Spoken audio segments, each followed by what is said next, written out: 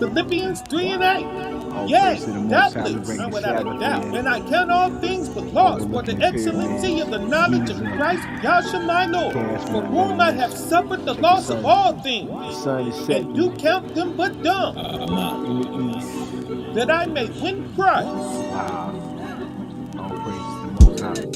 Yeah.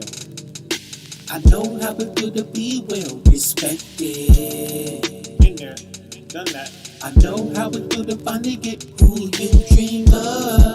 Being love, yeah, being love. I know how it feel to have so much money. You be glad you didn't choose that over this. I throw that on the way before I ever give this up, yeah. We let them have that. And I just want you to know.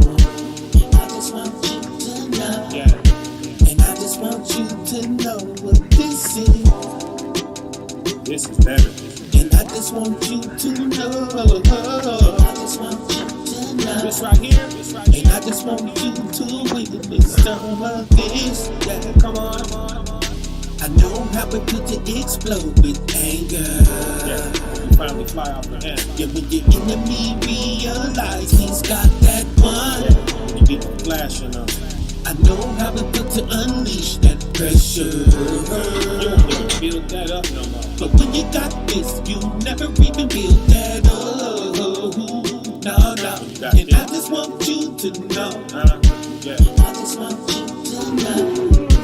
And I just want you to know what this is. That ain't got nothing to do.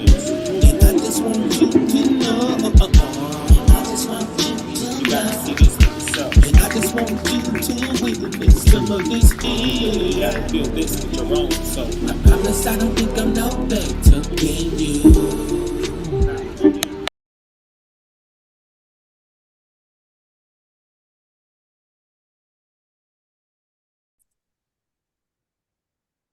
Okay, we live, baby. Welcome back. Welcome to T.H.I.E.F. T.H.I.E.F is all about that travel, health, exercise. No, I'm sorry, investing, exercise, and a freedom lifestyle. Yeah, I got some fine gentlemen that I met throughout my travels, and I love these brothers. I still keep in contact with them today throughout my travels in North Africa. These brothers, man, you know, gave me game, gave me wisdom, so I said I had to bring them on.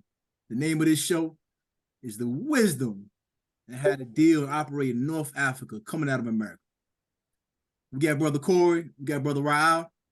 What's going on, people? How y'all doing? Hope Hey, everybody well. yes, sir. Yes, sir. How y'all doing out there in YouTube land, TV land? Yeah, we're gonna try to drop some nuggets, man. You know, hopefully we can share with things with people that wasn't shared with us when we first left, things that we wish we would have known before traveling. Some things we did know, and some things you just can't know until you experience. And it's interesting, you know, was it travel, health, investments? What's the E? Exercise, and freedom. Freedom lifestyle. Hey, I need to work on the exercise part, man. You know I exercise just not like I need to. But you know, that freedom, man. I think that's a good place to start because freedom. Start out the freedom. We were just talking about it offline. Freedom of being outside of the daughter of Babylon, America. Living in North Africa. Let's talk about this freedom first. All right, this freedom, man. Freedom is a two-edged sword. It's a two-edged sword because you know you have I think the thing about America is you have this illusion of freedom.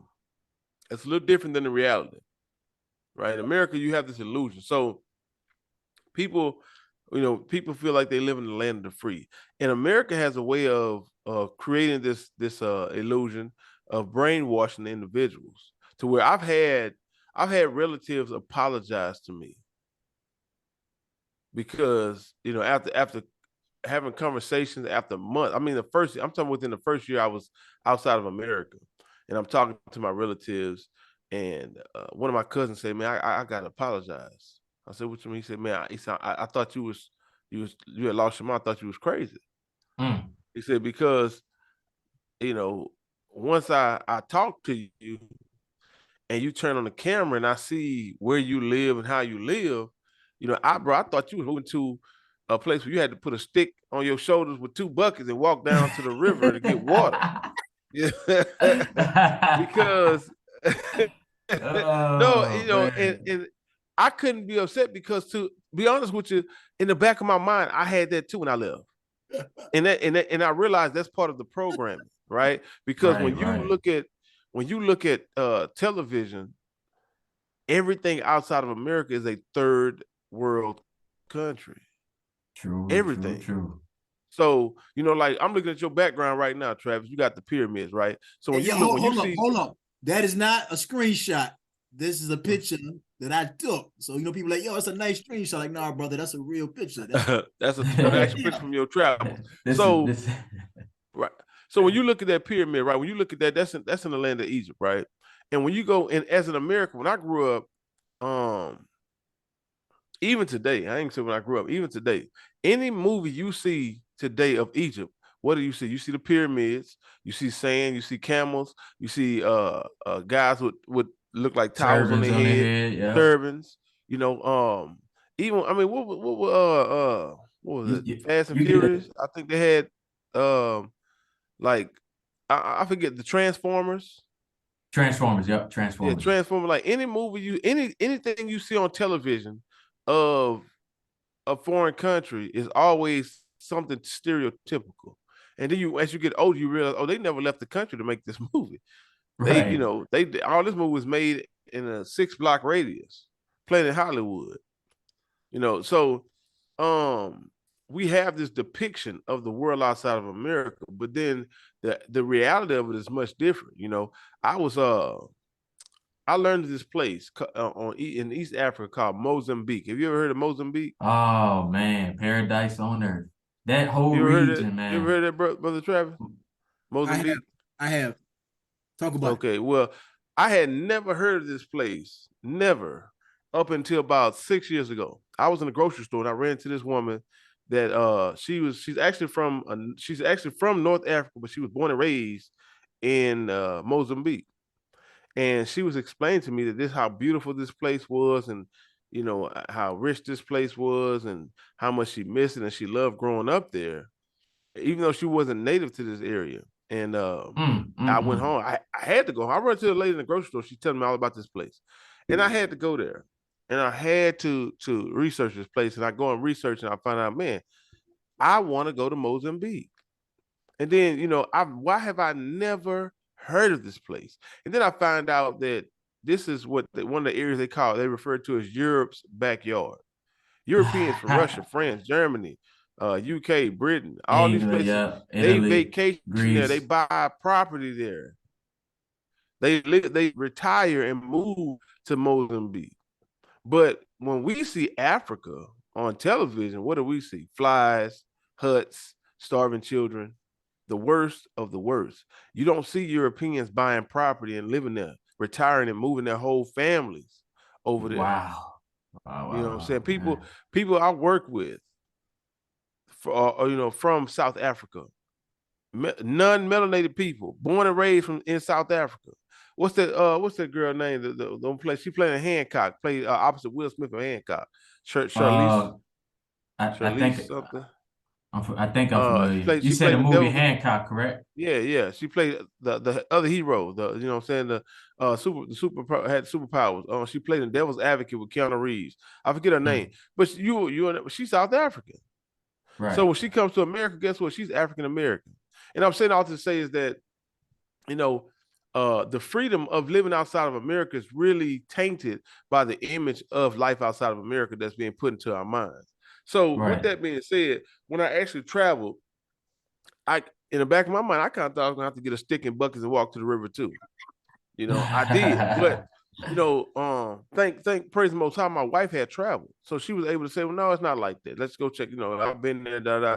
So I was a bit skeptical, but then when I traveled and I started to see, I'm like, oh, okay. And it's been 10 years, and I'm telling you, man, listen, I didn't realize how traumatized I was. So one day I was walking down the street. Now I'm in Africa. I'm walking down the street, I I got tell this this story before, same but story. I hear the police sirens. I hear police sirens. Now, growing up where I'm from Southeast Texas. When I'm walking down the street and I hear police sirens, if I can hear them that close to me, I know for a fact that PA, right? they want my attention. They're stopping me. I've been stopped literally and searched and I identified for standing on the sidewalk. I left out my house. I went down the sidewalk. I live right next to a bank. I walk past the bank. I get like right past the parking lot of the bank, and I see a friend of mine that's coming from the McDonald's that's across the street from the bank. So I stopped to wait for him to cross the street. The police pull up and tell me, and hands on the car, run identification, everything. Officer, what did I do? Should have passageway. I'm not a lawyer. I've never been to law school, but I know some laws. I know obstruction of a passageway is a law. Yeah, most people don't know it, but I've been stopped for that. You know what I'm saying? So I know when I hear police siren that close to me, I know they want they're coming for me. So I'm in Africa. I'm walking up the street. I hear the police sirens, and I'm saying to myself, man, this is crazy. I'm in a foreign country, and the police is still profiling me. I take a deep breath. I turn around, and there's somebody with a police siren on their car. Just not even the lights. Just the sound. Just and the they sound, just playing with yeah. their horn. They got horns on different horns on their car. And they going down the street, not thinking about me. And I realized, whoa, I'm traumatized. I'm tripping. Why would I automatically assume that there's police after me? And I'm walking in the street. I ain't did nothing remotely, nothing. You know, and I'm in Africa. You know, I go to the store. First time I go to, not the first time probably, but may have been the first time. Within that first week of me leaving, go to the store, I'm shopping around. I realized that the person in the store is following me around the store. I'm saying to myself, this don't make no sense. I'm in Africa, and people are still following me around the store thinking I'm gonna steal something. And then a lady from Africa, from this country, in particular country that I was in this particular city I was in, she comes to the store. She's not melanated, very lightly melanated, should I say. And did I notice the person stops following me and starts following her around the store? And as soon as she asked for help, the person's right there to help. I remember telling people, and it was explained to me, no, this is how we provide customer service. The person works in the store, they follow you, so they're right next to you when you need something. They can answer any questions you have, they can get anything you need. But me being traumatized from America, thinking, oh, this person is profiling me. They think I'm a steal. Man. So we bring all that trauma, right? This is the land of the free. And all this trauma you bring with you. But after 10 years, bro, listen, I wouldn't trade it. I remember telling a friend of mine when my son was born in 2013, bro, I was broke. I was working, broke, traveled back to the States to my first child, my mama, first grandchild. And I want to, bring my child back to the States. So it's 2 years, been 2 years since I've been outside the States. Go back to the States and I was broke. And when I went back, I was gonna be broke because my job, I went about a month and a half after I got back. Rent for a month and a half, wasn't gonna be able to pay my rent. And I remember telling my friend, "Listen, I'm broke, bro. I ain't pay my rent for a month and a half until after I get back. Now I get back, I'm not gonna pay all of it because I need money to buy food and groceries and everything. But I didn't have to worry about getting kicked out of my place. I have a wife and a children. I have a wife and a child. I have a wife and a child. They're not going to put me out of my place because people are more important than money. So they're going to, whatever money I have, they'll take. If I didn't have no money, they would say, well, when you get it, pay us. And that's exactly what happened. I didn't have to stress about none of that. That's real freedom. My friend, we was on the highway. Man. I'm telling my friend on the highway this. I'm telling him this. And he looked around on the highway. He said, and he almost whispered to me, hey, man, I don't really feel comfortable having this conversation because if I'm $5 short on my apartment, not my property, not my house, on my apartment, they're gonna put me out. If I'm $5 short. Wow. That's the freedom crazy. You got in the States. You know what I'm saying? So, it's a different degree of freedom. You're free, you're worry free, you're stress free. Right? Then let's look at the other side of the freedom. Elder sister told me this, and I'm gonna pass the mic, right? Told me this. Everybody can't handle freedom because you are. I believe there's so much more freedom outside of America than people realize. But because you have so much more freedom than you ever realized, it's like that. It's like that young woman or that young man that goes to college for the first time. They don't have their parents there. They're free to do whatever they want to do. They make their own choices, and there's really nobody to stop them. So I've seen a lot of people, Americans, expats, leave outside of the country, leave outside their home country, out of America, go to different countries, whether it's South America, Mexico, Africa, you know, and experience all these freedoms that you don't have in America. This freedom to really be free, and they go wow. They make a lot of bad choices of for lack of a better term, unwise choices, right? And an elder sister said to me, she said, everybody can't handle freedom. Some people don't have the self-control, the self-governance to handle that kind of freedom. And so that freedom, real freedom, can also be a detriment to some people. It's almost like a dog that gets out the gate. We grew up in the hood, right? We didn't have chains and Dogs leashes. break off. We had that dog in the backyard that ate leftovers. And every now and again, somebody leave that gate open. That dog will figure out where he got that gate. And what happened? Boy, he gone. Get hit by a car. He gone. You done. Tough. Roof, come back. Barky, come back. Barky look back, tongue hanging out his mouth, and run for the trees. Why? Because he don't never get out the gate. Now you got some dogs who they get walked every day. They go out there, they sniff the poles, they pee, they do all this stuff. They'll get loose and run so far and come on back. You ain't got to call them. Or somebody say, hey, come back. They stop running and come back. But the dog that never gets out that gate, well, when he get out that gate, he gone. Now he might come back. He might come back eventually. You might have to run down there and catch him. But he gone when he get out that gate. You know what I'm saying? So we've seen a lot of people not be able to handle that kind of freedom. So yeah, there's freedom. There's real freedom outside of America. There's a different degree of freedom, but that's not automatically a good thing. Some people cannot handle or not prepared to handle real freedom. I want to add to that. Go ahead, Travis. Oh no, go ahead. Add to that. I was gonna bring up something that my older brother mentioned. Go ahead, Corey. Yeah, I want to add to that, man, because you said a lot of good things, and I can attest to it. Having experienced a lot of things alongside Brother I. With the freedom thing, I'm gonna say this, man, because like you said, it's definitely a double-edged sword. With freedom comes responsibility, but if you're not responsible, then it's gonna be a detriment to you. It's kind of like jumping in the water, jumping in the ocean. The ocean is this very wide space. There's no boundaries. There's nothing beneath you. So your feet ain't touching anything. There's nothing, beside you. So you can reach your hands out, but you can sink and go down, or you can swim. So freedom, man, I'm going to give some examples, personal experiences that I've had.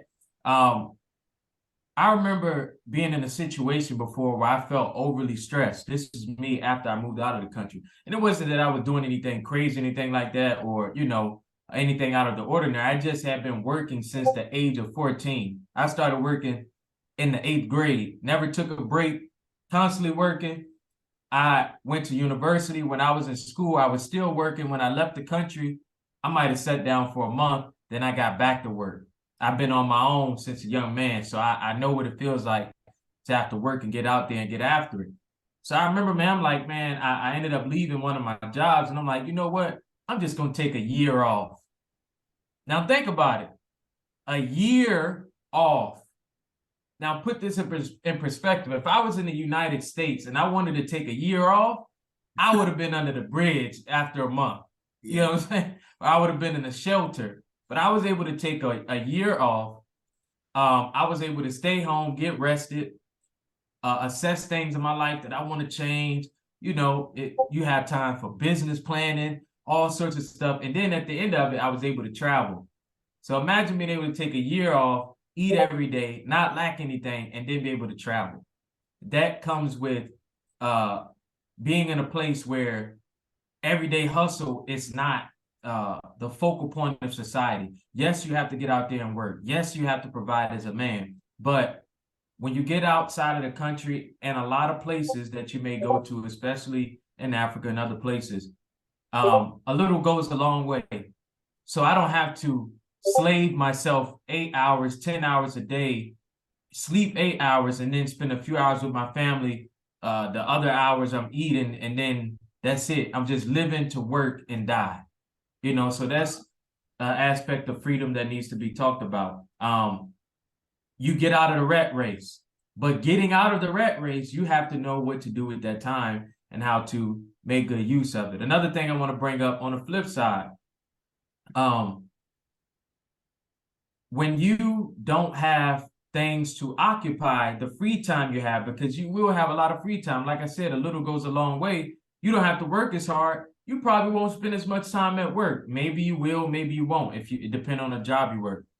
You have to find a way to occupy that time with things that are productive, like reading, like praying, like fasting, like doing your business, getting out there, being active in the community. Because if not, you're going to look around, man, I want to go back to the States, or man, I don't know what to do. Your mind just start wandering, and before you know it, now keep in mind, you done left the country. You done probably sold everything you got, probably done burned a lot of bridges, and I hope you haven't, because it don't require that to move outside the country. And now you think about going back to where you came from, and then you end up back there with less money because you didn't traveled at this point, probably got no money. I've seen people leave, they come over, they have money, and because they didn't come with a plan, they spend all of their money, and then they say, well, I got to go back to America to get more, to basically get back on my feet, which in a way I understand, but at the same time, it's like, okay, I'm basically going back into the jungle.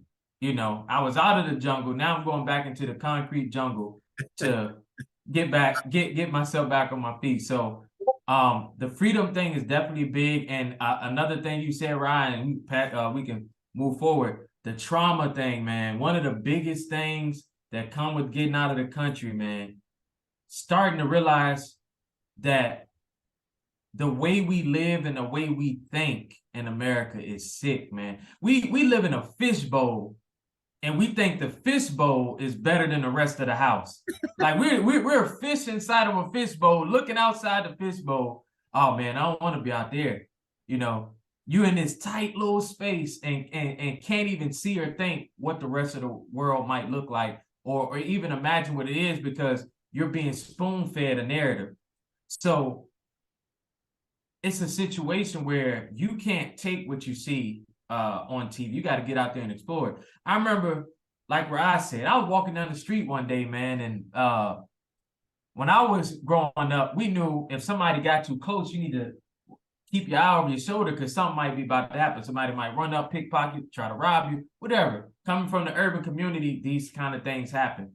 So when I came over to the country that I came to, and I was operating, I would walk down the street, and there the culture is that people are, people can walk past you. Sometimes people bump each other. It's not a big deal. They're not going to fist fight because somebody bumped into them or stepped on their shoe by mistake. That's not the culture. People not going to pull out a gun and shoot you because you looked at them a certain way. That don't happen. That's so only where we come. Right. It's a love culture. So, man, I was in this habit of constantly looking over my shoulder when somebody got too close. And then one day I was walking to this market and somebody got close, and it was nighttime. And I balled up my fist and I was about to hit him. And then I turned around and it was nobody. And it finally clicked. I'm like, man, you know what? Same thing where I went through. I'm mentally ill. When I said I'm mentally ill, I'm not saying like I'm crazy, but I've been traumatized. I should not have to look over my shoulder as a human being. That's something that a deer or a zebra does in a safari, because a lion is behind them, or the leopard is behind them. People are not designed to be that way. So when I got out of that mindset, I started to peel back the layers. Okay, what else am I dealing with? What else am I troubled with? And you'll come to find that living in the West, not just America, I mean, specifically America, but not just America, that there are a lot of traumas we have. And these are things that we don't even realize until you're out of the environment. And then you have to adjust to a new environment where those things that you're used to are not normal, you know. So I just wanted to add that little piece. You know, I know you're about to take Now, another direction, Travis. you know, it's amazing. I want to speak on that discipline and that freedom because you know here in America it's this grind culture. Because I, you know, not long ago I was in the grind, you know, working myself to death overtime, and a lot of brothers I've seen it. People will retire, you know, get another job because they can't manage that free time. They don't have the discipline. Now I have time to start a business, to get in shape, to you know to visualize, you know, other things other than work. Right. So it's that this grind culture here in America is like, man, like that. What do I do with this time now? You can do a lot. Right. But you know, Man. I want to transition. My brother, right? When I came back from North Africa and I told him, you know, this was before the scandemic. I said, man, I think I want to go teach English. He said, oh man, yo, it's dangerous. Yo, you gonna get murdered, you gonna get killed. I'm like, really, bro? And my brother lives in Charleston, South. My brother, no, not Charleston. He lives in Columbia, South Carolina, and they gang banging. And you know why people, but hey, well, it's real in the States. But where I just left from is the most dangerous place on earth. Speak on this danger aspect and this delusion. Oh man, well, you want to touch on the first drive? I mean, that's fine. You know, for me, I had 4 children in 10 years. You know, I did my part. I multiplied. I'm out the game. No more babies, right? But you know, for me, honestly, bro, I feel much safer raising my children here than in America. You know, I've been overseas 10 years. I travel to the States every summer, almost every summer. I've probably been to the States 7 out of 10 summers. I've been out the States. And I've lost so many people, man. I mean, within the first year of me leaving the States, I had, I think, at least 3 dead people in my phone. Young brothers killed, shot to death. You know what I'm saying? And so for me, it's much safer outside of America than not. You know, Wow. I don't. I mean, listen, I have no desire to raise my children in America.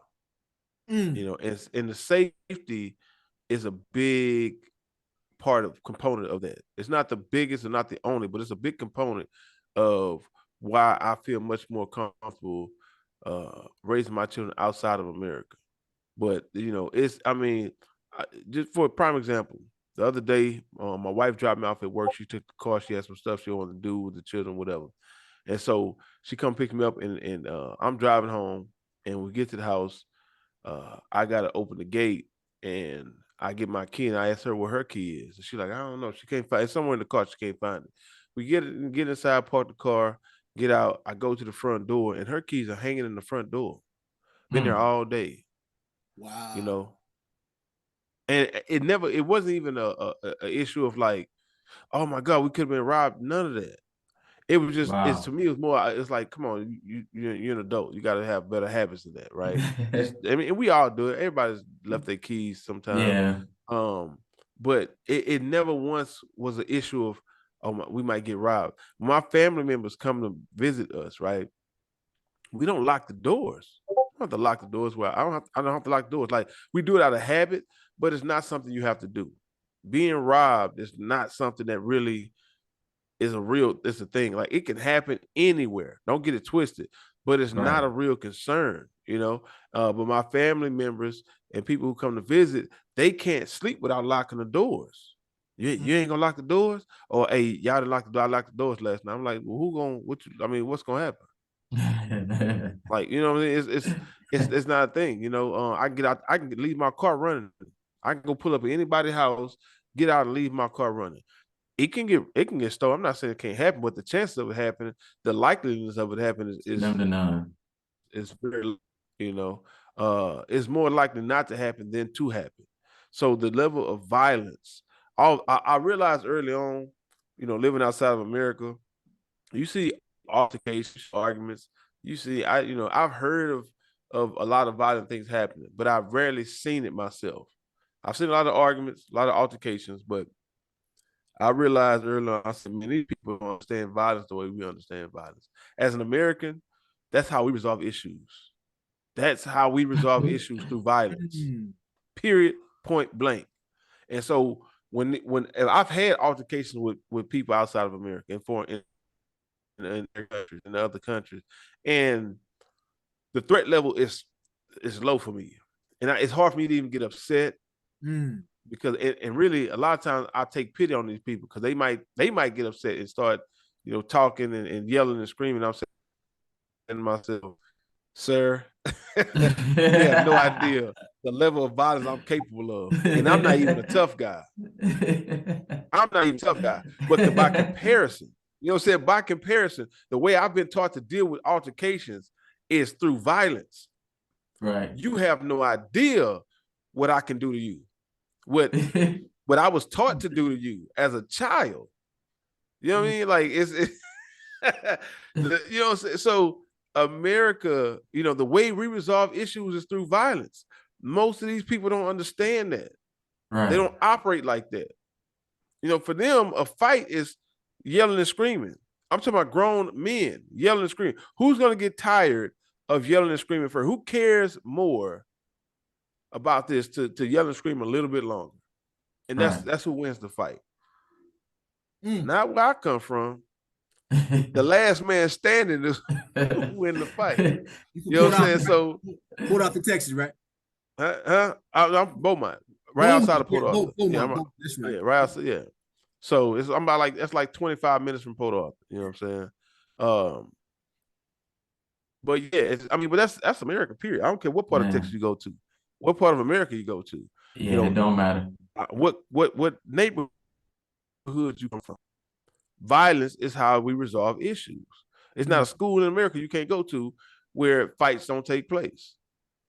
With boys and girls, that's how we're taught to resolve our differences, through violence. Period. And that's just not a cultural norm where I'm at. And I've got these phone calls. People call me panicking. Hey man, I seen the news. They protesting. They rioting. Dude, I'm at the mall. I'm in Cinnabon right now, man. I'm in Cinnabon. I don't know. I ain't see the news. Yeah, like what on the news? Let me see. Hey, let me call you right back. I check the news. Oh yeah, that's happening. That's a 3-block radius. That's a 2-block radius. The news is they're showing the same. They showing 4 blocks, a square block, and they're showing it from 36 different angles. The same 4 blocks, right? And they make it seem like it's a whole country, a whole city that's protesting, that's going through. It's a small area. Meanwhile, I'm at the mall. Meanwhile, I'm at Foot Locker. I'm at Pizza Hut. And so. Yeah, it's a lot of psychological games, you know what I'm saying? So but that violence, man, I'm gonna tell you something. Yeah, violence, America's a lot more dangerous than most places outside of America. I'm gonna take it to another level, man. Americans are the most violent people on the earth. Point blank, period. Most violent people on the earth. Whether we're talking about the citizens or we're talking about the people that are governing the citizens. If you look at what country has started the most wars in the past 100 years, who solves every conflict through violence, it's the American way. Yeah, it's the American way. You can't solve the problem, we go to war. And there was one of the generals stated, he said, well, if all you have is a hammer, then every problem has to be a nail. That's all we got is a hammer. So we use the hammer with every problem. Every problem is a nail. That's what it is. Funny. So when we look at people, American people are the most violent. We have a culture that thrives on and is entertained by violence. We listen to violent music. We watch violent sports and are entertained. We're desensitized to it. See 2 people punching each other in the face, kicking, choking each other. We're desensitized, in some countries, these things are banned. They won't let their citizens watch it, because it desensitizes you. So we talk about violence. We're the most violent people. So it's extremely ironic when a family member or someone calls you, hey, did you hear about that protest in such and such city? And you're like, oh yeah, that's about 200 miles away from me. That's like, okay, I'm in my home city, and something is happening a state away. Like I'm in my living room a state away. That's nowhere near me. Nothing. Oh, did you see that shooting that took place? I'll tell you what I did hear though. Hey, you hear about? No, I ain't hear about that, but I heard about Ray got shot last week. Right. I heard, you know what I'm saying? I heard about that lady that got robbed, that baby they found. That's what I be on, man. You know what I'm saying? I heard about so and so got killed. I heard that dude we grew up killed XYZ. Right. Every week, I heard man. so and so in jail. Mass shooting. Oh man, Yeah. 13 people killed. Oh, this person ran up in this convenience store and shot this Yeah, I person heard dead that. for no reason. Like, and so I be pointing out, I'm like, man, listen, we don't have shootouts over here. We don't see shooting deaths. We don't see stabbings. Things happen all around the world. I'm not saying that people don't get killed or robbed or murdered. That happens everywhere. But the ratio at which it happens to the degree it's it happens not in the normal. States. No, yeah. It's not States, normal. It's a big thing when those things happen over here in the States. Right. That's every day. It makes national news, and if one instance happens, it makes national news. Right. If it takes something crazy in the States to make national news, like a mass shooting has to take place for it to make national news. So we talk about danger, man. We could talk about it on several levels. Like you just mentioned, Ryan, we gun violence and all that stuff is pretty much non-existent. Like I haven't heard of a shooting death over here personally, unless it has something to do with military or something like that, and that's normal. Yeah. So I can't even count that. Right. Well, let me say this too, Brother Corey, because I do want to bring balance to this, right? Right. I don't live in Africa. I live in one city in North Africa, right? I've lived in different cities in North Africa, but I haven't lived all over Africa. I know people in different parts of Africa that live in different parts of Africa, and there are levels of danger. Now, I don't want to make it seem like is everything is marshmallows and rainbows and Skittles over here either, right? Definitely. I mean, different countries, different cities, different threat levels, different levels of violence, different levels of concerns. Right.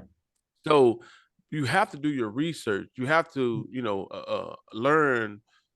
We're gonna touch on the that statistics and different things because, it's not so much for melanated people, but I know non-melanated people in some countries become a target. Some people just being American will make you a target. They will kidnap you. And even in parts of North Africa, being American can make you a target because they can get money for you. Right. So it's not that there's no violence, that there's no level of threat, but it's a lot less. Than what you see in America. I've heard stories of certain parts of Africa where it's a lot of violence because there's a lot of poverty, right? And so it is more so, poor looking to take advantage of rich or to eat, to get money or get wealth from rich people. So they will kidnap rich people. They will, extort rich people, things taken for hostage and whatnot. I've heard a lot of stories like that, but it's not as prevalent as one might think based on how it's portrayed in the media in America. And again, to add to what you're saying, Ryan, those same things that you just mentioned happen in our local neighborhoods. People kidnap people in their local neighborhood. Everybody know who did it. It's still a lot more prevalent in America. It's still I just don't see no way you're gonna be in more danger in a foreign country than you would be in America. Right. And even being a bigger target, you know what I'm saying? Even by having a blue passport, which opens a lot of doors that could put a target on your back. But in America, just listen, you just never know. I mean, how many people went to that grocery store shooting? Who went to that grocery store thinking they was gonna get killed that day? Man, listen, I'm gonna say this just to add to what you're saying, because it's another level to the joint too, like, or another layer, should I say? Um, Definitely different levels of threats in different countries, different cities, XYZ. So, I've been to several African countries, several. Um, I've had different experiences in different countries dealing with different demographics of people. I'll say this: with your blue passport, definitely comes a target. But there's another thing that also comes with your blue passport. And this is something that, I do like. You become a target, but it's weird because it takes a very brave man to act upon that desperate, target. Because desperate individual. because certain people understand that if you mess with this person or this group of people, this is gonna cause trouble for our country. You get what I'm saying? This is going to cause trouble for our country. So we're not going to touch these people, because if we get a call from the United States government about something dealing with this, it's going to cut our funding in half, or it's going to stop our tourism, or it's going to limit the amount of people that are willing to do business with us. So some people, before they do something, or in a lot of places, because I've had personal experiences, they're going to think twice. Now, you might have some people who are going to try to hustle you, get you out a few dollars, Oh, absolutely. they get you that way, try to finesse you. But it not to say that nothing can't happen to you physically. It would take a very, very brave and, I would say, borderline crazy person to do something. You know what I'm saying? So that's my thing. Desperate men do desperate things, and that's a lot of where it comes from. It's desperation. But I was just thinking, listening to what you're saying, I'm thinking, that's kind of one that's kind of the other side of the game, right? Is that the benefits you get of being American outside of America. It's a lot of benefits that come with being American outside of America, right? Especially moving to a country of a lower financial status. It's very similar to how Asians and foreigners, period, Africans can move to America. Asians can move to America, and they get all this government funding. They get all these benefits and perks that us being born and raised in America, we don't get. As Africans, Haitians, Jamaicans, Asians, they can move to America and get these loans to start businesses. They get all kind of government assistance to help get established. And we're born and raised in America. We don't get that. Well, when you're as a what we call expatriate, in a lot of countries, being a foreigner moving to that country, you kind of get the same treatment. You get a similar treatment. You get a lot of government assistance in a lot, in a lot of ways. You get a lot of perks being a foreigner going to that country, because you're adding to that country, you're bringing revenue to that country. So that's one of the benefits that I think are not understood or overlooked or not talked about. But in a lot, not all countries, but in a lot of countries, man, having that blue passport opens a lot of doors. It gives you a lot of opportunities that you wouldn't have in your own country. I know that's been my experience. For me personally, I had a lot of opportunities I know I would have never had in America. Just wouldn't have had. Transition into let's transition to this right here. What opened my eyes up when I left these borders and start living, when my first crash course out of America, I lived in Colombia. And I started to notice Colombia, I started to notice people, especially older people, more vibrant. And people were just healthy. And I started looking at the food supply. I started looking at how fresh the food was. And then I go back to the States. I'm like, my eyes start opening. I'm like, man, hold up. And then, I go back and I eat the food and I go back to the barrack. I'm like, oh, I'm getting sick. Speak on your experience with the food in North Africa versus what's here. That's something, that's definitely something you notice, man. I know my mom, because my mom lived with me the first year. She stayed out here about 10 months. And she often talked about how she would, man, because she got a job and everything. She was like living out here, right? Well, not where I'm at now, but where I was when I first moved. And she would often reminisce about being a little girl. She loved those pomegranates, man. I never ate a pomegranate in the States. I don't think I even knew what a pomegranate was. I may have heard of one before, but I'm serious. I don't think I ever saw a pomegranate or ate a pomegranate in America in my life. And but my mother knew what they were, and she was like, I remember being a little girl. She would, man, my mom would get off work, and on the way home, she would stop by the fruit vegetable, because it's like 1,000 vegetable stands or fruit stands on the way, on the streets. You walk by, on both sides of the streets, several of them, but all these fruits. And so we had one guy in particular that we would buy a lot of our fruits and vegetables from, and she would stop by and get a couple of pomegranates, man. And she would come home and she'd get that bowl and that knife and cut that pomegranate open, that spoon, and scrape them seeds out. You know what I'm saying? Eating that pomegranate. And she just be, just like a little child, you know what I'm saying? She'd be sitting there, and she always be reminiscing about how she was a little girl. She used to eat the pomegranates. I'm like, I don't remember eating them. I don't know if I ever saw pomegranate as a child.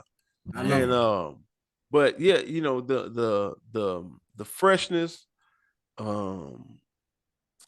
it's a whole different situation, man. I'm telling you something. Cheaper too, man. And once you start eating fresh fruit, because I can remember what real fruit tastes like in the 80s, early 90s, you know what I'm saying, late 80s, growing up, opposed to what it is now in the States. A lot of fruits now, they're so full of chemicals, pesticides, that they have to put other chemicals on to make them look like regular fruit again. Don't have And one way you can seeds. test this, you can take a piece of fruit, cut it, and throw it in your yard and see what happens. Does it decay? Does it break down? Do the bugs eat it? If the bugs won't eat it, you shouldn't eat it. If it doesn't break down, like if you bite an apple, like here, for example, if you bite an apple, immediately the apple starts to turn brown. As soon as the air hits it, it starts to turn brown. You bite an apple in America, a lot of the apples you bite, it won't turn brown for nothing. Cut a slice of your apple, I'll throw it in the yard and see if it's still there the next day. See how many bugs and ate. I remember you took me to a grocery store, and I was looking around. I didn't see nothing organic. So I'm thinking, like, well, you know what? Everything's organic. Right?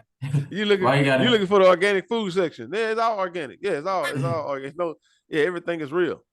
The fruits, as soon as you open them, the fruits start to react to the air. They start to, break down. If you cut the apple in half, you got a good 7-8 minutes to eat that apple. The whole thing gonna be brown. Let me ask you, since you've been living, I already know the answer to this question. Your health, as far as living in North Africa versus when you was living in Beaumont, I know you feel amazing. You're more healthier. You're vibrant. Quality of life. I mean, it's been 10 years, so I don't really feel the difference until I go back to the States. Oh. And when I go back to the States, I actually lose more weight in America because I don't eat as much, because I can't eat, because I'm more conscious of what I eat, and so much stuff has chemicals that I don't want to consume. Everything that my menu is very limited. My menu is very limited. I was in the grocery store yesterday, man. I was looking at the sister, man. My heart was grieving. She's about 5'7", 300 pounds. She was sweating, and I looked at her cart. Right, I always size people carts up. Pork bacon, ho cakes, vegetable oil. Man, listen, it's so much. Man. It's so much my children don't eat. A 24-pack of soda. It's all bad, man. And because before I left the States, right, I became aware of the chemicals they put in the food.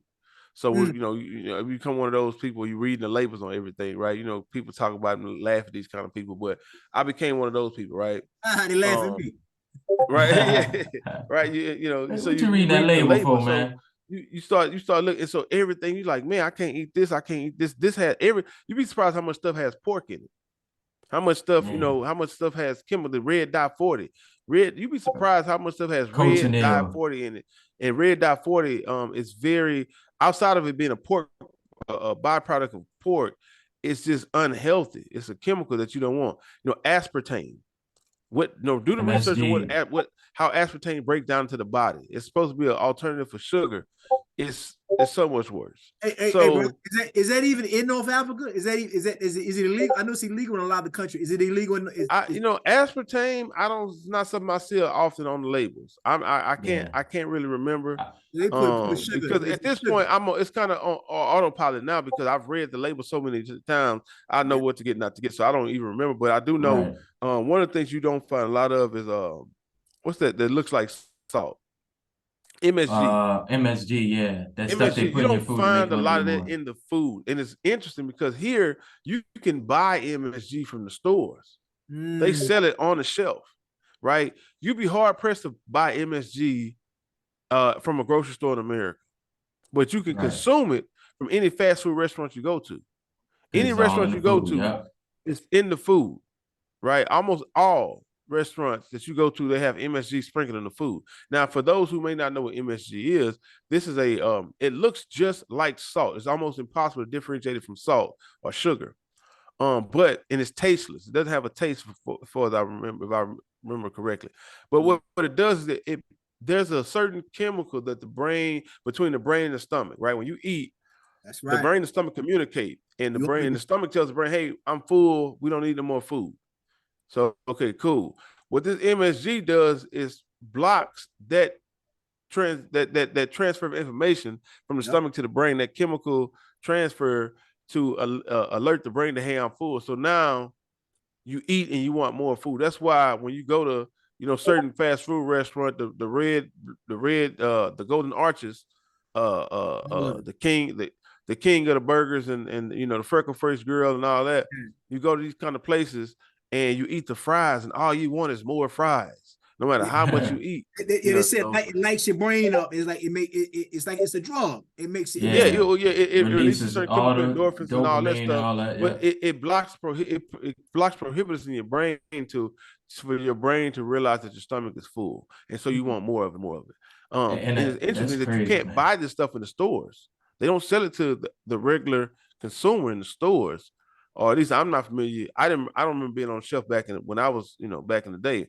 But you can eat it almost any restaurant. It's in the food, in most of the foods you eat. So you eat those foods, you like, man, like how come McDonald's tastes so good? And it's not. It can't compare to a gourmet burger, right? It's not like you're going to Fuddruckers. It doesn't compare. But why is it so good though? What's so good about their fries? Why McDonald's fries so good? That's a good point. Why Burger King fries so good? It's the chemicals they putting in it. You know what's crazy too with that, man, is the fact that when you think about food, when you think of the word food in America, what comes to mind first? Something different comes to mind for me when I think about American food. When somebody says American food, and then when I think of local food or regular food on this side, because like in order to get food, you can't just ride down the street. Well, you can in some places. In America, man, you ride down the street, you got 40, 50 restaurants. You get what I'm saying? Anything you want, it's available. Okay. And it's cheap. A lot of it's cheap. I mean, it's starting to go up now because of inflation, but it's cheap. You go to McDonald's and feed your whole family with about $20, But you talk about other food on the other side of the world, even like for example, you talked about the Golden Arches. You go to Golden Arches in place like Kuwait, the meat is different. It's like a gourmet burger. But you go to Golden Arches in America, you don't know what kind of meat that is. You know what I'm saying? You throw that out to the dog will run away from you. You get what I'm saying? Burgers. It's a lady that got a Golden Arch burger that's been in a bag since 1996, and it still hasn't broken down. Like that thing holding up better than a dead body, and that thing. Mummify him. Right there. Hey, listen. So what you think happened when you eat Golden Arch on a Golden Arch diet, man? Like that's true. That's true too. It's something else because I don't eat these fast food joints. I just stop messing with them in general. Right. But the food is different though. Even at the fast food, the same fast food joints you have here or you have in the States, you have a lot of those same joints over here, and it's a different quality. because what you'll find out is that a lot of stuff that they put in the food in America is illegal in other countries. A lot of, especially in the UK, a lot of stuff that we eat in America is illegal in the UK. I'm not even talking about just countries in Africa. I'm talking about other Western countries. Yep. It's illegal. Like farm raised salmon and all that other stuff. Yeah. So yeah, the foreign, I mean the health aspect is a big thing. But you'll notice. I'm sorry. No, I was saying like just certain things they put in the food. Like you can look this up. Like it's so many different things that you can only find in food in America. Everywhere else is banned, and that in itself is insane because it's kind of like, okay, if you know all these other countries have banned something, they realize that it's not good for the people. Why are you the only country that allows people to consume this? But you got to think about it. Everything is connected to that so-called health system, the food organizations and all of that. And it's a game. The one thing that's big for Americans that we don't really talk about is the sugar consumption. Americans consume on average 180 pounds of sugar, but the average person in weight is not 180 pounds. The average man is like probably 150, 140, maybe 60 pounds, but 180 pounds of sugar, so man, we talk about fast food, how much fast food people are consuming. Then you got to also look at the stuff that people buying off the shelves. Like listen, I'm gonna say this one thing. We got cheese being sold in America that's paper.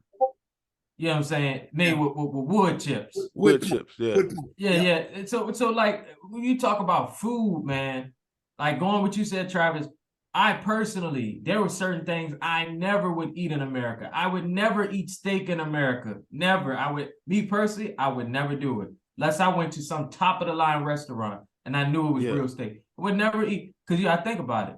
They got meat glue now. They gluing meat together in a lot of places too. Listen.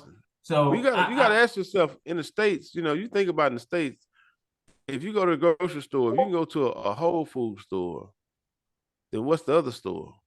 If you can go to a store and go to organic, or you can go buy organic meat and then you got the other meat. Well, if this meat is organic, then what's this meat? Right. You know what I'm saying? Yeah. Like, what's the opposite of this? You know what I'm saying? If it's like if this is natural, then what's this? Man, how come this salmon is pink and this salmon is red? Or one is off orange, and if that's a color, off orange, and this one is deep red. You know what got me too, man? Milk, for example, right? The milk in America is almost see-through. It's like water, like it's something that's been taken away from it. It's kind of like if you added flour. You got a gallon of water and added a fourth a cup of flour. It'll be like a cloudy water. Yeah, like cloudy water. That's how the milk. I remember the milk being used to be very thin and very like murky water almost. But then I've had the opportunity to have real milk, and I'm not a big dairy person. I don't like cow. I still don't like cow milk. Raw milk. Like I'll do the raw milk though. Yeah. I'll do raw goat milk and stuff like that. Man, listen. Whoa. It is different, man. We talk about health benefits and feeling different. Yeah. Man, that stuff we used to eat with the Fruity Pebbles and the Frosted Flakes, I don't know what that was, but that wasn't milk. It might have been milk product, but it was not milk. That's for sure. I'm going to tell you something else, too. Something else I didn't got used to, too, is regular size chicken. Right, regular size. Hey, man, hey, I hear, like I said, I just grilled me some chicken wings today. You know what I'm saying? Then you go back to the States in the summertime. You say, "I'm gonna go to the store get some chicken wings." Man, a chicken wing big as my arm. Whole chicken wing. What a chicken wings? I ain't want no turkey wings. I want chicken wings. No, that's chicken. Ain't no chicken that big because you forget how big the chickens are in America. Hey, all the chickens in America like Leghorn. What's it? Leghorn, Foghorn. Yeah, I say, that big old rooster. All of them that big. All of them. Got ostrich. Them chickens got ostrich size limbs, man. Like, listen, get a wing this big, man. Yeah, so like you're right. You're right. The food is different. Yeah. So to summarize it, though, Travis, I know you want to move on. Yeah, man, you know that's something you notice immediately. You immediately notice the size of the food, the portions, the taste, the freshness. You notice it immediately. Immediately, man. Hey, you know, we could talk, man, for 5 hours. Let's round this thing out with this right here. Yeah. I learned this throughout my travels. A lot of brothers, man, I'm ready to leave, I'm ready to go. And I tell brothers throughout my travels, that honeymoon phase of you leaving America and going whatever, when your resources run dry, it would turn to a nightmare. I try to tell brothers, get something set up. Like for myself, I've been day trading for a couple of years. I still haven't perfected it. So I said, you know what? I'm gonna get into life insurance because I'm so passionate about it. You know, I'm gonna get into that, and then I'm gonna think about acquiring some businesses. So have that dollar following you. So I mean, could y'all brothers speak on y'all experience of seeing brothers coming to North Africa and crashing and burning? Woo! Man, let me say this real quick, man. Yeah, go ahead. Oh my goodness. Oh, listen. Between me and Ryan, we got dozens of stories on this. I'm not gonna say no names. I'm not gonna point nothing out. I'm just gonna get some say general no name, no blame. understanding. Yeah, I'm just gonna get some general understandings, man. Once upon a time, it was stated to certain individuals when you travel out, you should have $5,000. Well, I'm here to tell you, $5,000. Yeah, 10. Well, per person, even 10 is decent. 10 is decent.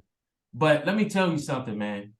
Money, of course, saving is important, but you have to have a contingency plan in place. You have to think worst case scenario, best case scenario. You have to pray for the best and prepare for the worst. You get what I'm saying? So I've seen personally a lot of people come out, they saved money, they had money, but their relationship with money was not good. They didn't know how to manage money well.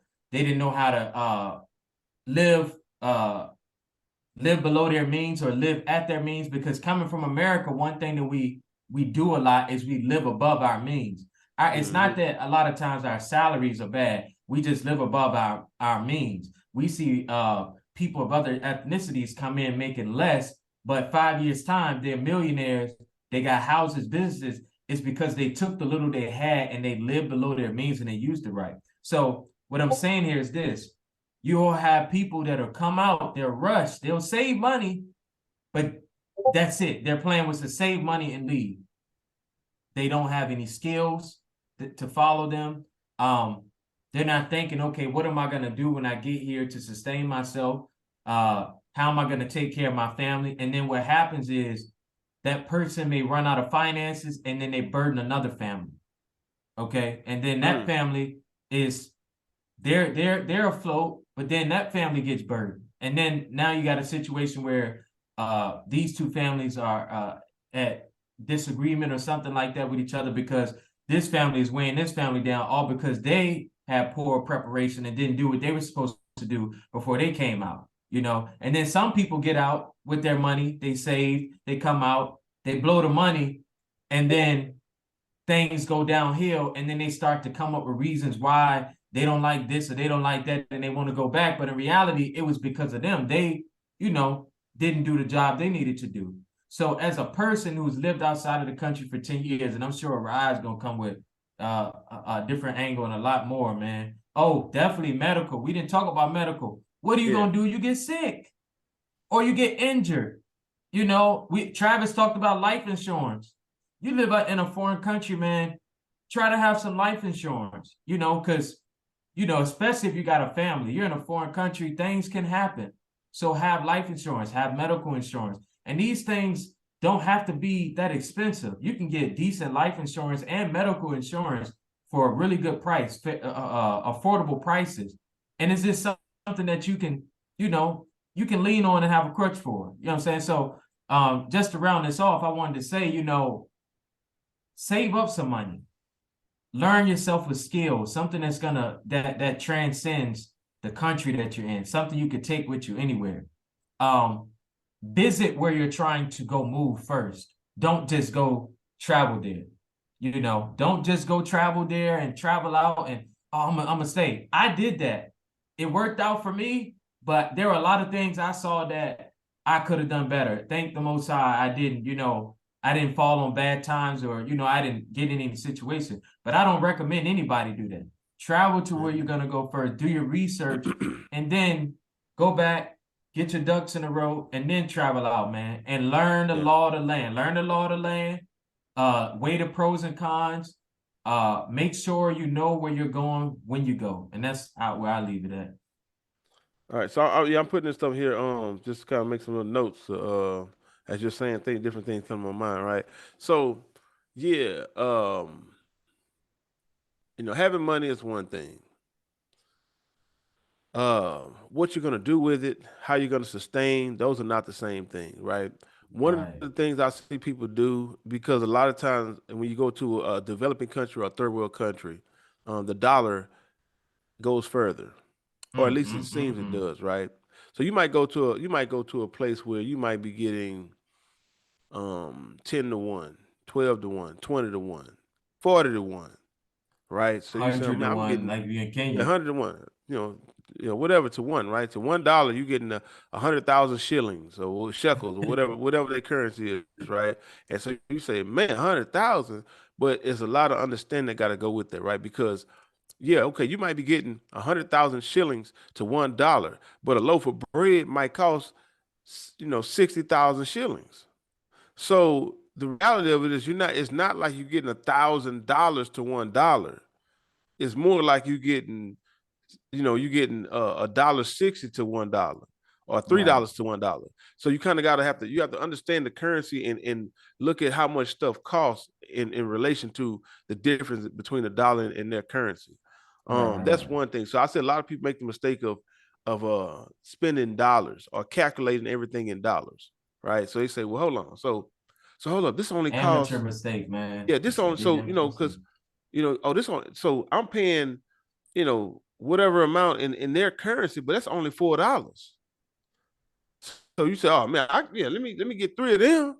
Let me get, and so you'll start to spend money, and before you know it, let me tell you, money go a lot faster than what you realize. A lot, a lot faster. You help this person out, you help that person out. I see a lot of people, they'll leave the country and they still have bills in their home country. Right. So they're over here and they're paying bills because over here is so much cheaper, and they still paying bills back home. I'm gonna tell you, boy, money in America ain't the same as overseas, boy. Right. Tell you something. I travel in the summer. I'll spend it one summer without spending the whole year outside of America. Just one summer traveling in the States, man. It's real. Then when we talk about the medical aspect, understanding, how you're going to deal with medical emergencies. And because I hear it's a lot of people, you don't have your insurance may not cover your situation overseas, or you overseas you don't have insurance. So even though it's a lot less expensive in the States, I mean overseas and in the States, a lot of you have to come out of pocket for it. So in the States you got a lot of insurance, Medicaid, all the different things, but overseas, it may be a lot like having a baby in America, like I don't know, $80,000 or something. I don't know, something crazy. It's pocket breaking, man. Over here it might be close to $1,000 just to have a baby, right? But MRI in America you need to might have be $1,000, to spend on having a baby. $1,200. You need to have it. If you ain't got to it, you know what I'm saying? Because in the States, it might cost $80,000, but you don't spend no money. You go to the hospital, you had a baby, they send you a bill, you pay it, you don't. You ain't gotta have it up front. Over here, a lot of stuff you gotta have up front. They don't do all that on the back end stuff. So it's a lot less expensive. You gotta have that money up front. And then you need to know how, talk about respecting the culture. Oh, this has a lot to do with how people money go, right? Because nobody takes the time to understand the culture of the country they're moving to. I ain't saying nobody, but a lot of people don't take the time to learn the culture and understand the culture. So I'm aware of a lot of people who are in situations where they can't take their children outside of the country the child was born in because they didn't learn the medical system or you know what I'm saying, consider. They didn't even think just assume that it's going to be the same organized situation like in the States, and it's not. So you have a child and nobody's going to and nobody gonna tell you about getting a birth certificate. Like in the States, you have a baby in the hospital, all that stuff is taken care of right in the house. They just bring you the paper, you sign it. And when you leave, you got birth certificate, you got records, you got all this stuff. Nah, not necessarily in a foreign country. Every country ain't like that. And so people don't get the stuff, and then how you gonna prove that's your baby? Where are your records at to get a passport? So now you're going through all kind of loops and hoops and everything just to prove your child is your child, just to get a passport so you can travel back to the States, so you can leave the country for whatever reason. So that's something you really got to consider is the medical system. There's a big difference in traveling abroad when you're single and when you have a family. See, when I left just me and my wife. My mom came, ended up staying, so we had 3 adults. So, even not having, I mean, we were financially straight, but just it's different when you're an adult. You can fall on hard times. You can deal with the minimum. But when you start having children, you want to provide a degree of stability for your children. You want to provide a certain lifestyle for your children. So this is when it really gets. This one you start considering a lot of things. Well, how I'm gonna do this? How I'm gonna do this? How I'm gonna do that? So all these things need to be taken into consideration before you leave.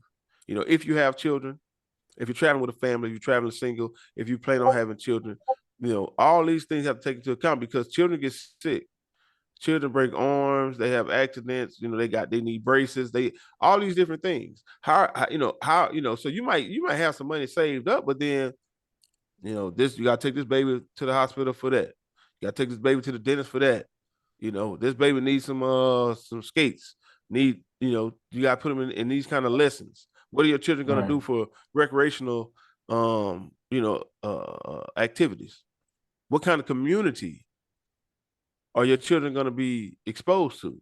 I watched this thing with Kobe Bryant, and Kobe said that's the reason why one of the reasons that he was so good at basketball because there was an outlet because he grew up in Japan. He was in Italy, I think. Was in Italy, yeah, Italy, right? He's a military, what they call military brat. So, he had to deal with the being different aspect and being made fun of and all these things. So, life for children is a lot different than for adults. Yeah. So this is a big thing you have to take in consideration. What is the life going to be like for your children? That's something my wife constantly worries about, constantly tries to make sure that we have a stable environment for our children and what kind of community they're going to have, because it's not like when you grew up, grandmother was down the street, auntie was over there, uncle was over there, right? The neighbors, everybody looked like you in your neighborhood. Well, you're in a foreign country now, so even if they look like you, they don't sound like you, they don't act like you. It's a different culture. Your children gonna stand up. So what? So you got to take these things in consideration, right? And then the travel emergencies. What happened when you get that phone call? So and so sick, so and so passed away. My mother was in the hospital with a blood transfusion, and I was broke. Baby on the way. You know what I'm saying? Like it was all, having a little bit of money wasn't a problem. It was just me and my wife. We was cool. We was an adventure. We don't need. We minimalist. It's fine. But now my wife about to have this baby, or she just had this baby. That minimalist stuff out the window now. As a father, as a husband and a father, I want to provide a lifestyle for my children. I want my son to have. So I'm not. All that. No, we can't get by with the bare minimum no more. No, I gotta make something happen now. And so now I'm trying to get my chips together. The adventure is over now. Now I got to provide stability, and I get a phone call. My mama saying, "Son, my mom in the hospital getting blood transfusions." She saying, "Son, I need you." And I'm in a situation where I got to say, "Well, man, what I'm gonna do?" My wife just had a baby. She just had a C-section. She can't even function. Emergency C-section, mind you, emergency. You know what I'm saying? Wasn't even planned, and I don't have the money to get on the plane and go. Or I got to scrape every penny I got and leave my wife here with a baby to go see by my mama. That'll wipe your funds out, man. That'll wipe your funds out. That's real. So, you know what I'm saying? All these things that happen, man. And that's something, I remember before I got ready to leave, man, a friend of mine, He was in the military, or he was ex-military or whatever, ex-Marine. He had traveled, lived outside. So when I was all gung-ho about leaving, he said, "Man, you sure that's what you want to do?" I said, "Yeah, bro, I gotta get out of America. I can't be there no more." He said, "Man, listen, man." He said, "Man, because he said, bro, you gotta think you're gonna be overseas, man. All your family gonna be over here, man. Something happened to your mama, bro. You ain't gonna just be able to get to your mama." And so I had to weigh that in, and sure enough, it happened. I was faced with that. My mama called me right now. So I was faced with that. You know what I'm saying? I had to, I had to figure out what I was gonna do. Cause I got a dilemma. Leave my wife and child, my newborn baby, my wife just had surgery. Like what do you do in that situation? Then I ain't got no money. Man. You know what I'm saying? So, these are realities that you have to consider, man. So I want to add to that and too, all these man. things, man, to deplete your funds quick. Deplete your funds quick, boy. You be good. You got to, you penny pinch, you're working out, then things happen. Things happen. Boom, boom, Boom. boom, All boom, your back to back to savings back. gone. Boom. Gone. If you ain't got no I want to. income coming in, so these, you need to do recon. You really need to go and research the place you're going to. If you can, visit that place. Learn the culture. And another thing you got to take in consideration is that life is different for men and women in different countries. A lot of these countries, it's one way for men, it's a whole different situation for women. A lot of women, especially coming from America, where they have so much freedoms and so much authority, it's very uncomfortable for them to give up all that freedom and authority they have in America to go live in a country where women don't have the same amount of control and authority in the house and just in everyday life. They can't just get up and go somewhere. They can't just do things in foreign countries that they could in America. Because in America, you got police, you got society that's supporting women, that's lifting women up, that's I'm woman, hear me roar. You have all these things. When you get to these other countries, man, they ain't none of that. It ain't none of that. These women will get taken advantage of and mistreated in a minute. In a minute, in these foreign countries, you need your husband, you need the man of your house, you need a covering, a protection, and you used to being independent, being strong. Now I can go and do what hey, all right.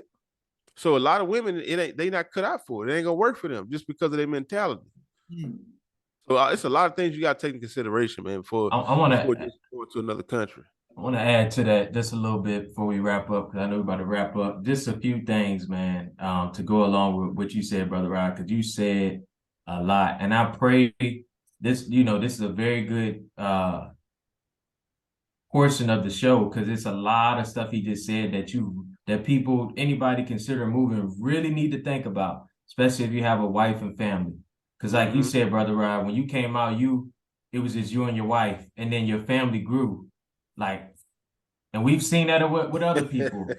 As a lot of people I know might have had one child, two children, that turned into 6, 7. 6, 7 children. Emergency happened. What do? A plane ticket is $800. Right. You know what I'm saying? And that's something you got to consider too. Them plane tickets for one person, one thing, because for me the price is getting astronomical now. People don't understand. Me going back to the States, I got to spend $4,000-$5,000 just to travel to bring my family. And I'm gonna say this. I'm gonna pass back. Just want to. Yes, sir. I've seen a lot of people go back to the States because their family got too big.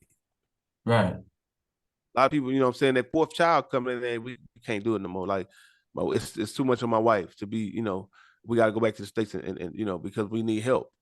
And in the States, you got grandparents that can help babysit. You got daycare. You got different situations. You know what I'm saying? That fourth baby coming, that fifth baby coming, hey, we got to go. It's just, what I'm saying? And that's life. Circumstances happen. Things happen. Right. And, or there's certain medical treatments you might need that you don't want to entrust your child's life into the hand of a person you don't speak the same language of. So now we're gonna move back to the States and make sure my child get this kind of treatment they need. Right. I feel more comfortable in that situation. So those are things you got to take into consideration. But I just wanted to share that as well. Go ahead. Yeah. I was gonna add to what you were saying, because like you said, it switches things there are adjustments you have to make throughout your journey when you leave the country. It's going to be phases. You're going to have up and down phases. If your family is changing and your life is changing, then the way you live and the way you operate in that country is going to change. And if you don't make the necessary changes, that's where your problems may lie. If you make the changes, it could be a peaceful situation.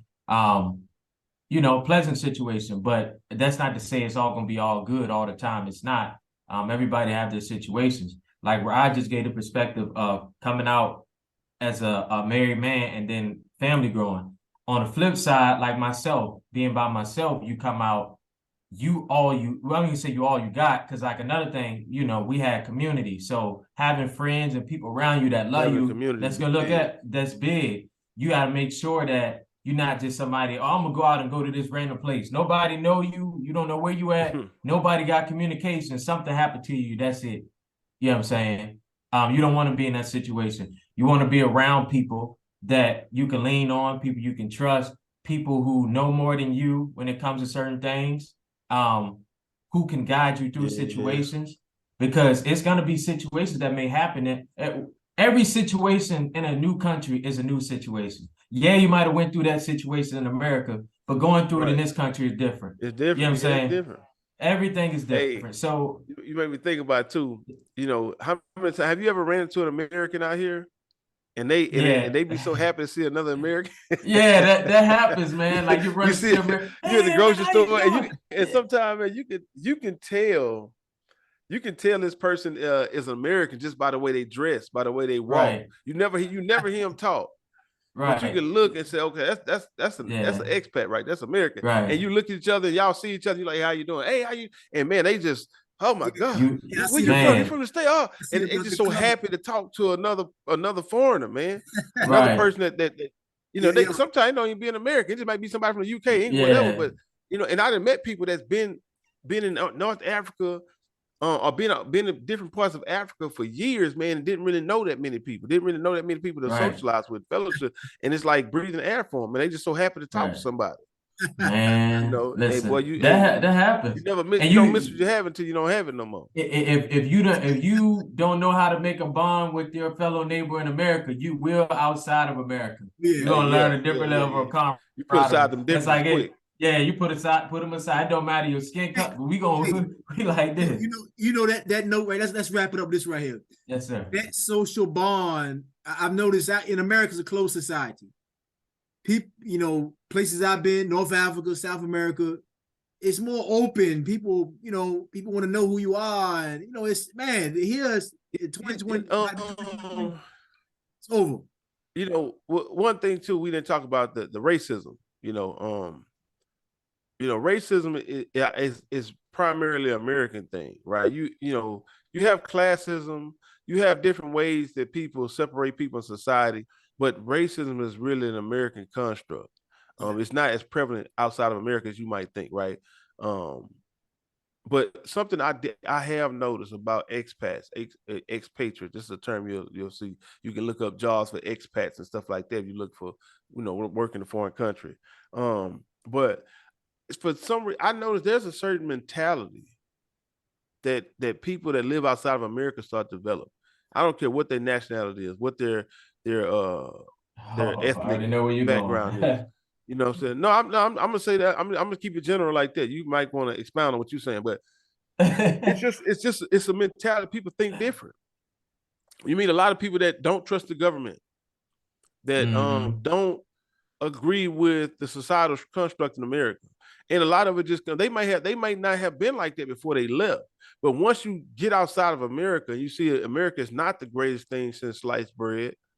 People just start to develop a different mentality, and just see things different, man. And once you know. And so it's so many non-melanated European Americans that will not go back to America. Because they like, man, once they left outside of America, they lived in I met people that have been in 30 different countries in Africa. Non-melanated European Americans been in 30 different countries in Africa, and don't have no intention of going back to America. A lot of them that left for just a little experience, and now they 30 years later they about to retire and go back to America and buy some property or whatever.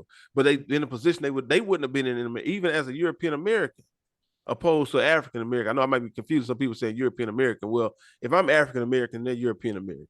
If we're gonna go by labels, you know what I'm saying? So, but they're able to save money and put themselves in a position they wouldn't have been able to put themselves in had they not left America. So that's a big thing too. Just the mentality and the mindset of the people you meet that's American that live outside of America, man. The scripture say with much travel come much wisdom, and I just noticed a uniform or a similarity between the mentality of people, not just African or Black people or melanated people, but people in general, that Americans, Canadians, Europeans that left the Western world to come to a quote unquote third world country or a developing country, and we all tend to develop a certain outlook on where we came from and understanding that we've been sold a dream. We've been sold something that's not the reality.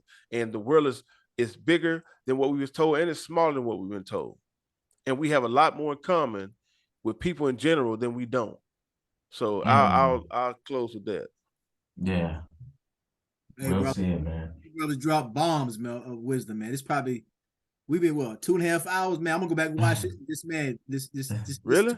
man, we can make this a 4-hour podcast. Hey, man, listen, and we got a lot more. Like, this is something we can just go on, man. Trying to touch on as much stuff we can. Yeah, man. Listen, I could run down so many different layers we ain't touch on, man. But that's that's for another day, man. Between the three of us, man, we can go, man. Oh, good God. Oh man, yeah. Listen, so many different experiences and different pieces of information. But definitely take what we said. The main points we mentioned: understanding the aspect of freedom.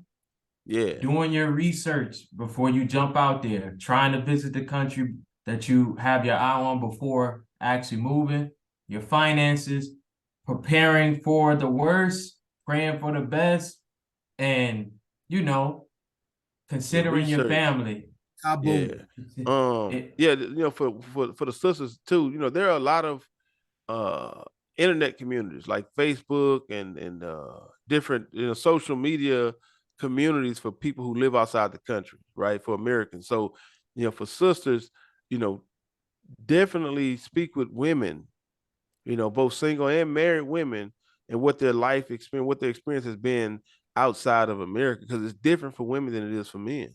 Big difference. It's a difference between single women and married women. It's a different experience for mothers and women who are not mothers. It's a different experience for women who have one child opposed to having 3 children or 4 children. So, the more you talk to people, the more understanding you get, the more things you take into consideration, and the better prepared you are to deal with, life outside of America. Yeah, I can't wait to come back to visit you brothers, man. You brothers showed me so much love. I can't wait, man. Yeah, that was cool though, Likewise, man. I missed my little fire pit, man. I got some goat, man. This goat was calling my name, brothers. Hey, did I had that fire pit when you came to visit us? Yeah, we all sat around the fire pit, man. We were fire chilling pit. and just wrapping it up, man. We were just chilling and chopping it up. You don't remember that? I'm gonna stop recording. Okay, yeah. Go ahead, wrap it in the show, and then we'll talk. I'm gonna stop recording. We'll talk offline. Yeah. Yeah.